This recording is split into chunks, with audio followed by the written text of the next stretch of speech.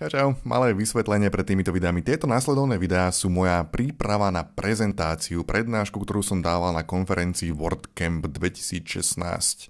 Sú to videá, v ktorých rýchlo zbúcham jednu WordPressovú tému a tieto videá boli pôvodne určené iba pre mňa. Ja som si pripravoval speech na konferenciu a nahral som sa, aby som si to potom mohol pustiť a prípadne vyladiť chyby a tak ďalej. Hej? Hovorím to preto, lebo tieto videá majú o niečo nižšiu kvalitu a nižšie rozlíšenie ako tie naozajstné videá v kurze. No ale napriek tomu mi prišiel ako dobrý nápad vložiť toto video do kurzu. Z toho dôvodu, že v ňom vyrábam tú istú tému, ktorú neskôr vyrábam v kurze, ale vyrábam ju oveľa rýchlejšie. Veľmi rýchlo zbehnem celý proces tvorby témy, aby si videl, že fakt sa dá téma vo WordPresse vyrobiť za pár minút. A potom, keď budeš nažhavený na to, ako sa rýchlo a ľahko dajú robiť WordPress témy, ti ukážem oveľa detálnejšie, oveľa metodickejšie, oveľa postupnejšie, ako sa majú robiť správne. Totiž toto bola prednáška pre začiatočníkov a keď som mal voľbu, že či mám ukázať jednoduchý kód alebo správny kód, ukázal som jednoduchý kód. Ten kód je v pohode, ale mohol by byť oveľa lepší a ako ho spraviť oveľa lepší uvidíš v tých nasledovných videách. Takže nie, že to spravíš tak, že si pozrieš tieto videá a potom sa vykašleš na zvyšok kurzu alebo čo.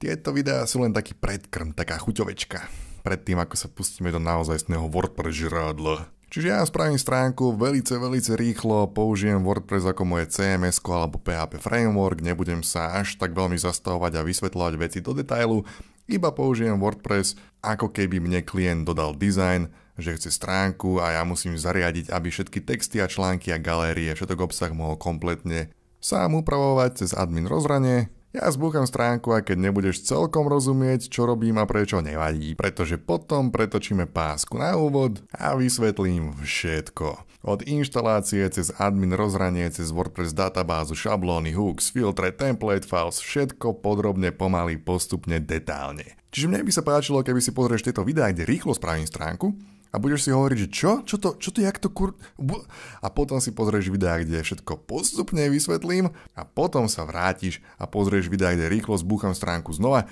a povieš si, jasné. No teraz je to už tak samozrejme. Aj moja babka by to vedela spraviť. Hej babka, ser na ten koláč, poď mi spraviť stránku. Takže najprv sa naučíš spraviť tému rýchlo, potom sa naučíš spraviť tému správne a potom budeš WordPress majster. Dobre, poďme na to. Takže ešte raz, toto je moja WordCamp 2016 prednáška. Čau ľudia. Keď toto je dosť šialené, že ja mám stáť pred 300 ľuďmi a písať kód. Vy ste sa prišli pozrieť na človeka, ako stojí na pódiu a robí tú najnudnejšiu vec na planéte. Programovanie. Ono je dôvod, prečo vo filmoch, keď sa ukazuje hackovanie, tak všetci treskajú do klávesnice a kamery lietajú zľava doprava, až sa to otáča, hej, a všetci kričia po sebe, no, dostali sa cez tretí firewall a všetko vybuchuje, lebo keby to malo byť realistické, tak by to bol 8 hodín dlhý záber na spoteného somára, jak zhrbený sedí na stoličke a robí ťuk a potom celý sklamaný, že zase mi to nefunguje, ťuk. Ale na toto ste sa vy prišli pozrieť, hej. Mám pocit, že by som mal tancovať alebo spievať alebo niečo, aby sme to nezaspali všetci, ale nebudem to robiť. Radšej. OK, ja som z internetu a ľudia mi tam hovoria jablko s Y a robím videá. No, napríklad o programovaní. Napríklad niekoľko seriálov, že webrebel.sk, kde učím ľudí programovať stránky. Učím HTML, PHP, SQL, všetky tieto veci učím od úplných základov a sú to všetko veci, ktoré WordPress používa, na ktorých WordPress stojí. No, a WordPress bol samozrejme vyrobený pre blogy, ale veľmi často sa používa ako taký CMS systém alebo ako framework PHPčkový a tak ho ja budem brať. Ja nepoužívam WordPress na to, aby som napísal blogísek o tom, ako som sa s maminou pohádal včera, alebo si odfotil, čo mám na obed. Ja WordPress používam, keď nejaký klient alebo nejaká firma potrebuje stránku a potrebuje, aby všetky texty na stránke boli editovateľné, aby sa cez to admin menu vedeli doklikať k úplne všetkému a nastaviť si každý kúsok textu, každé menu, každý obrázok si majú vedieť upraviť sami, pretože je to super, keď si čo vedia spraviť sami, pretože potom to nemusím robiť ja. A to je dobre, keď ja nemusím nič robiť. To sa ako programátor snažím dosiahnuť, hej? A potom sa môžem hrať počítačové hry jak debil celý deň. Čiže ja to berem tak, že vy tu v publiku viete HTML a CSS, možno niektorí viete, možno neviete, ale pre účely tejto prezentácie si predstavte v hlave, že som úplný majster sveta v HTML, takže viete HTML a viete tým pádom niekomu spraviť stránku. Že povedzme, že váš strýko vyrába hajzlové misie, hej? A chce mať stránku, a chce tam mať obrázky záchodov, a chce tam mať formulár, cez ktorý mu niekto môže napísať, že chce záchod. A viete HTML, spravíte mu stránku a je to fajn, ale potom o týždeň on vymyslí novú hajzlovú misu a vyrobí nejaký ešte krajší záchod a chce tú fotku dať na net. Alebo, ešte lepšie, našiel preklep v texte a teraz je 11 hodín večer v nedeľu a on vás otravuje, aby ste ho opravili. A počas toho sa ešte začne sťažovať, že by the way, síce tam mám formulár, ale nikto mi nič nevie napísať, žiadne e-maily mi nechodia, pretože potom plače celý deň do záchoda. Pretože vy viete, že takéto čo sa cez HTML nedá spraviť, aby si on vedel upraviť stránku alebo aby vedel odoslať formulár. Na to potrebujeme nejaký serverový jazyk, ako napríklad nejaké PHPčko. Poviete si, že hej, vraj ten WordPress je jednoduchý a nedalo by sa to cez to spraviť? Dalo by sa to cez to spraviť a ja približne ukážem, ako na to.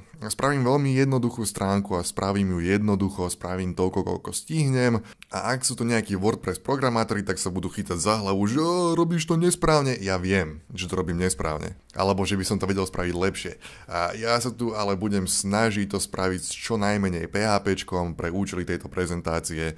A to PHPčko, čo použijem, sa budem snažiť použiť také jednoduché, pochopiteľné, čitateľné, aby aj človek, ktorý programovanie nevyzná, skúsme to ešte raz, aby aj človek, ktorý programovanie nepozná, sa v tom kóde vyznal. Takže máme takúto stránku, ja viem, že ste veľmi sklamaní, že táto stránka není o záchodoch. Každopádne je to jednoduchá stránka, ktorá potrebuje nejaký homepage a má tu galériu, kde si môže dávať záchody a má tu blogy, čo môžu byť nejaké novinky, nové správy o novom type porcelánu alebo čo. A je tu kontaktný formulár, ktorý keď odošlem, tak sa pošle e-mail. Už naša úloha je vyrobiť takúto stránku. Ja keď si otvorím zdrojový kód tejto stránky, toto je on.